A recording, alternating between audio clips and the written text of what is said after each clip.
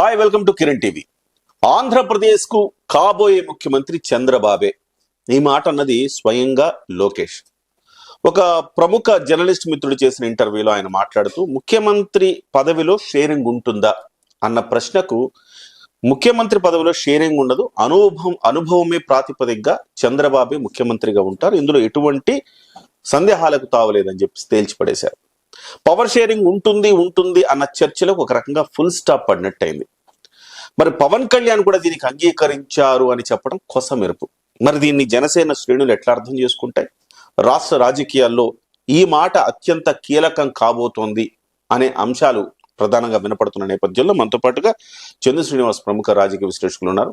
ఆయన దీని మీద విశ్లేషణ చేయడానికి సిద్ధంగా. నమస్కారం అండి. నమస్కారం కిరణ్ గారు. లోకేష్ మాటలను ఎట్లా అర్థం చేసుకోవాలండి? 2 రోజుల క్రితం విజయనగరం సభ చాలా గ్రాండ్ గా, నేను ఇంతవరకు చూడలేదు ఇటువంటి జనం అని చెప్పి చాలా ఉత్సాహంగా చంద్రబాబు నాయుడు గారు అన్నారు. అదేవిధంగా పవన్ కళ్యాణ్ గారు, లోకేష్ గారు, బాలకృష్ణ గారు.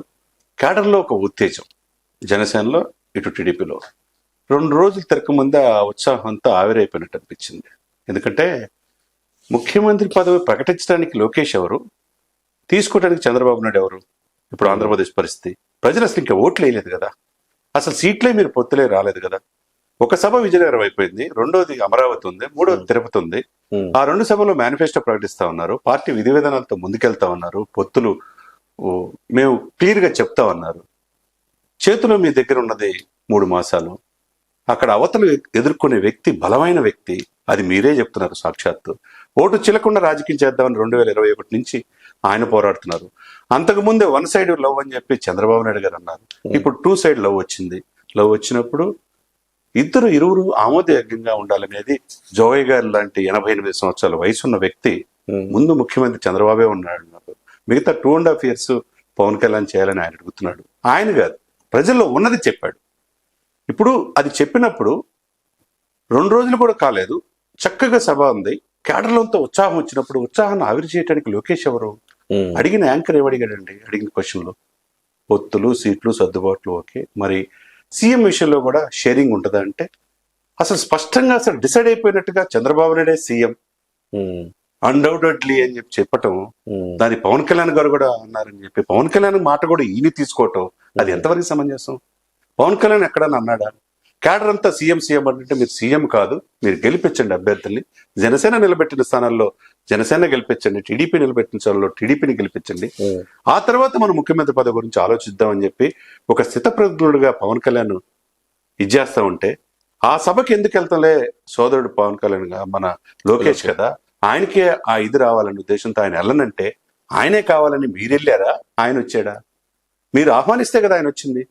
వచ్చిన తర్వాత 2 రోజులు సభ సక్సెస్ అయింది. ఆయన ఎప్పుడు పదవుల కోసం పాకులాడలా, రాజ్యాధికారం నాకు కాదు ముఖ్యం, ఆంధ్రప్రదేశ్ ప్రజల శ్రేయస్సు ముఖ్యం అని చెప్పి ఆయన అంటున్నప్పుడు, మీరు 7 పదుల వయసులో మళ్ళీ చంద్రబాబు నాయుడు గారిని సీఎం చేద్దామని మీరు అనుకోవటం తప్పులేదు. కానీ ఇది కాదు కదా, ఇది రైట్ టైం కాదు కదా. ప్రజల్లో ఉన్నది తెలియాలి, పొత్తులు పొడవాలి, ఆ యొక్క మెజార్టీ రావాలి. ఈయనకి ఇంత క్లారిటీ ఉంది కదా, పవన్ కళ్యాణ్ గారికి ఎందుకు లేదంటారు క్లారిటీ? అది కూడా అండి, పవన్ కళ్యాణ్ రాజకీయాలు తెలియదు సార్ పాపం.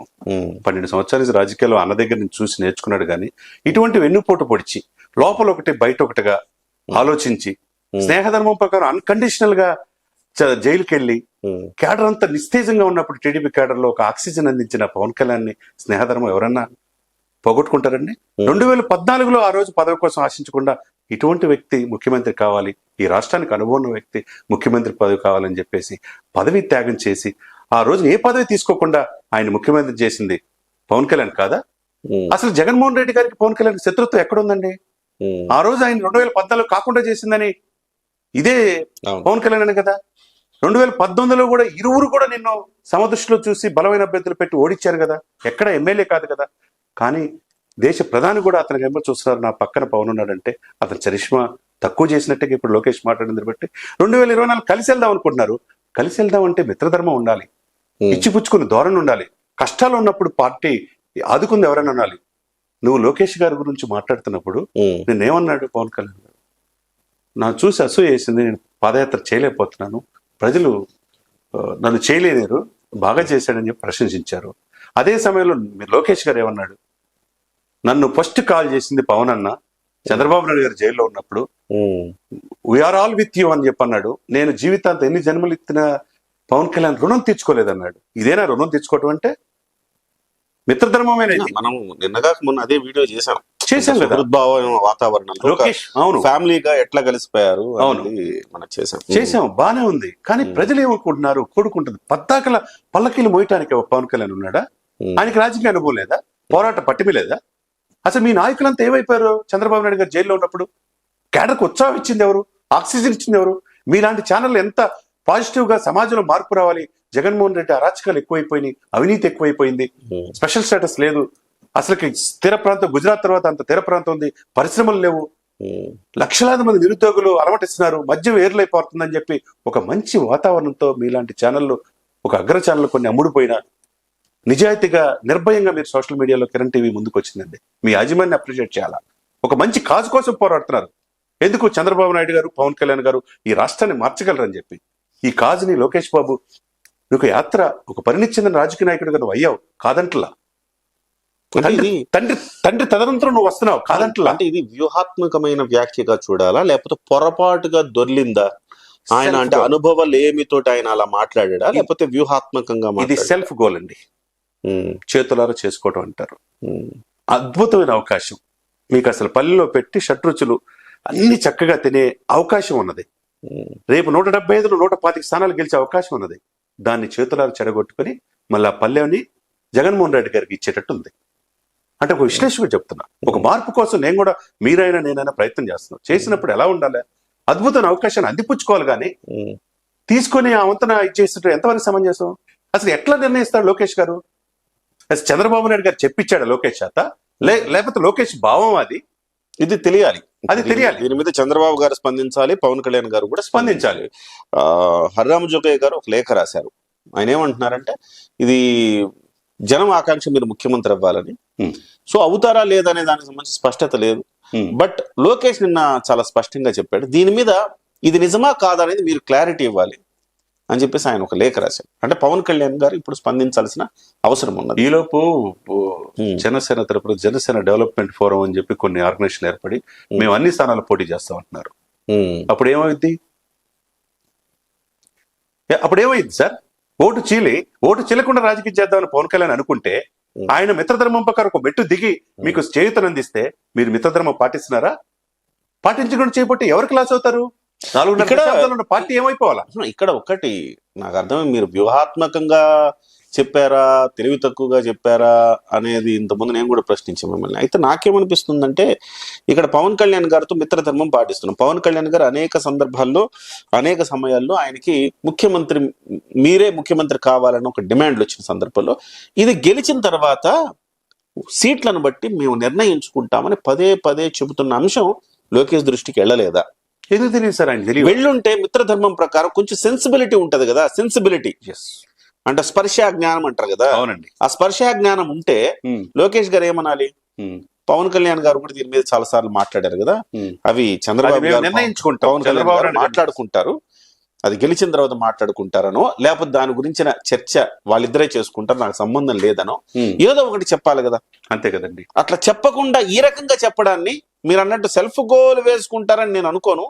వ్యూహాత్మకంగా పవన్ కళ్యాణ్ ని ఇరుకున పెట్టడానికి ఈ వ్యాఖ్య చేశారా అనేది కూడా నాకు. ఇప్పుడు పవన్ కళ్యాణ్ ఇరుకును పెట్టాలనుకుంటే పోయేది ఎవరు? పవన్ కళ్యాణ్కి ఏం కాదు, ఆయన సినిమాలు తీసుకుంటాడు. మళ్ళా 4 సినిమాలు చేతిలో ఉన్నాయి, ఇంకో 4 వస్తాయి. ఒక సినిమాకు 100 కోట్లు వస్తాయి, సంవత్సరానికి 1000 కోట్లు సంపాదిస్తాడు. ఆయన స్టార్డమ్ ఆయనకు ఉంటది. ఓకేనా? ఈ రోజు కాకపోయినా 2028 కల్లా ఆయన సీఎం అయ్యే కోరిక కేడర్ చూసుకుంటది, అయిపోద్ది. ఇప్పుడు తక్షణ అవసరం పార్టీ బతికించుకోవాల్సిన అవసరం ఎవరిదండి? టీడీపీది. తెలంగాణలో ఇది లేక వదిలిపెట్టి వచ్చినప్పుడు ఆంధ్రప్రదేశ్ లో టీడీపీ కేడర్ని కాపాడుకోవాలి కదా. అది కూడా లేకుండా మీరు ముఖ్యమంత్రి పదవి మాదే అంటే, ఆయన 7 పదుల వయసులో ఉన్నాడు. విశాఖపట్నంలో మన విజన్ 2040 సభలో ఏమన్నాడు? నేను చూడడం ముఖ్యమంత్రి కాదు, 14 సంవత్సరాలు చూశాను నేను, నాకు దాని మీద ధ్యాస లేదన్నాడు. త్యాగాలకు సిద్ధంగా ఉండాలంటే జనసేన త్యాగాలకు సిద్ధంగా. ఇప్పుడు కేడర్ అదే అంటుంది, ఎన్నాళ్ళు మేము త్యాగాలకు సిద్ధంతో మా నాయకుడు మా భుజాలు అరిగిపోయి మేము పల్లకి మోసే పరిస్థితులు ఏమన్నాడు. సాక్షాత్తు పవన్ కళ్యాణ్ చెప్పాడు, పల్లకీళ్ళు మోసేయటం కాదు, మీరు యాశించే నుంచి శాసించే స్థాయికి రమ్మన్నాడు. సరే, ఫైనల్ గా దీని పరిణామాలు ఎటువైపు వెళ్లే అవకాశం ఉందంటారు? ఈ ఈ ఈ యొక్క నిన్నటి నుంచి మీరు బహుశా చాలా మంది మీకు ఫోన్లు చేసి ఉంటారు, మీరు మాట్లాడి ఉంటారు కదా. ఉంటాను, నేను కూడా మార్నింగ్ నుంచి ఛానల్లో మాట్లాడినప్పుడు కూడా చాలా మంది ఆంధ్రప్రదేశ్ వ్యాప్తంగా చాలా వ్యతిరేకత స్టార్ట్ అయింది. ఎందుకు అద్భుతమైన అవకాశాన్ని లోకేష్ ఎందుకు చెడగొట్టాడు, దీన్ని ఈ ముడి విప్పాలి, దీన్ని క్లారిఫై చేసి మళ్ళా మంచి వాతావరణంలో ముందుకెళ్లాలంటే ఇది చంద్రబాబు నాయుడు గారు చెప్పాలి, పవన్ కళ్యాణ్ కాదు. పవన్ కళ్యాణ్ కూడా ఇప్పుడు జనసేన కేడర్కి ప్రశ్న అవుతుంది, మీరు మోయటానికి కాదు మేము ఉందని చెప్పి వాళ్ళు ప్రశ్నిస్తున్నారు. ఒకవైపు కాపు సంఘాలు కూడా ప్రశ్నిస్తున్నాయి, ఎన్నాళ్ళు మిమ్మల్ని మోస్తాము, 10-12 సంవత్సరాల నుంచి. నాకు ఒక చిన్న అనుమానం ఒకటి ఉంది నాకు. చంద్రబాబు గారికి సహజంగా ఎలాంటి స్ట్రాటజీస్ ఉంటాయంటే, ఆయనే లీకేజ్ చేస్తారు, జనంలో ఏం చర్చ జరుగుతుందని అబ్జర్వ్ చేస్తారు, దాన్ని బట్టి నిర్ణయం తీసుకుంటుంటారు. ఇవాళ చంద్రబాబు చెప్పినా పవన్ కళ్యాణ్ చెప్పినా ఈ అంశంలో ఇక దాన్ని సవరించుకోవడానికి అవకాశమే ఉండదు. లోకేష్ గారు చెబితే దాన్ని చూసుకొని ప్రజల్లో వచ్చిన చర్చను చూసుకొని ప్రజలు అంగీకరిస్తారా అంటే ఓకే, ముందుకెళ్తాం. ప్రజలు అంగీకరించరు అనుకుంటే గనక మళ్ళీ దాన్ని సవరించుకోవడానికి అవకాశం ఉంటుంది. లోకేష్ బాబు అది మేమిద్దరం చర్చించుకున్న అంశాలు, లోకేష్ దాంట్లో ఇన్వాల్వ్ కాలేదు కాబట్టి దీంట్లో నేను చెప్తున్నానని తర్వాత దాని మీద ఒక ప్యాచప్ చేసుకునే అవకాశం ఉంటుంది. సో ప్రజల్లో వచ్చిన స్పందనను బట్టి ఉంటుందని నేను అనుకుంటున్నా. అతను జాతీయ స్థాయి ప్రధాన కార్యదర్శి, లోకేష్ అని చిన్నపిల్లాడు కాదు, మెచ్యూర్డ్ బేబీ. ఆయన తెలియకుండా వాళ్ళ నాన్నతో మాట్లాడకుండా ముఖ్యమంత్రి పదవి వాళ్ళ నాన్నకే వస్తుందని చెప్తాడా? చెప్పండి సార్, ఇంత పరిణిచ్చింది అట్లా మాట్లాడతారా? అంటే పరిస్థితి, రాజకీయ పరిస్థితి ఆయన తెలియవా? సైకో జగన్ అంటున్నాడు, రెడ్ బుక్ తో అందరు అధికారుల పేర్లు దీంట్లో ఉన్నాయి అంటున్నాడు, ఎవరిని వదిలిపెట్టను అంటున్నాడు. అమాయకుడు ఏం కాదు లోకేష్, అంత చిన్నపిల్లడు ఏం కాదు, తెలియనోడు కాదు, అన్ని తెలిసే మాట్లాడాడు. ఇలా తెలిసి మాట్లాడితే అతనికే లాసు. ఇప్పుడు ఏంటి, పవన్ కళ్యాణ్ ఇప్పుడు కొన్ని క్యాడర్ పొద్దు నుంచి ఫోన్లు చేస్తున్నారు. ఇండివిజువల్ గా పోటీ చేసిన ఉభయ గోదావరి జిల్లాలో 34 కాన్స్టిట్యూన్సీలో 20 సీట్లు వస్తాయి, లేదా ఉత్తరాంధ్రలో ఒక 7 సీట్లు వస్తాయి, రాయలసీమలో ఒక 4 సీట్లు వస్తాయి, కోస్తాలో ఒక 5 సీట్లు వస్తాయి, మొత్తం 40 నుంచి 50 స్థానాలు గెలుస్తాడు. ఎడుదిరి బీజేపీ సపోర్ట్ ఉంటుంది, మోడీ గారు అండ ఎడుదురుగా ఉంటుంది. కాబట్టి ఇండివిజువల్ గా పోటీ చేసి నీతి నిజాయితీని నిబద్ధత నిరూపించుకోమని పవన్ కళ్యాణ్ సజెషన్ చెప్తున్నారు. ఇప్పుడు రాజకీయ ముఖ చిత్రం ఏంటంటారు?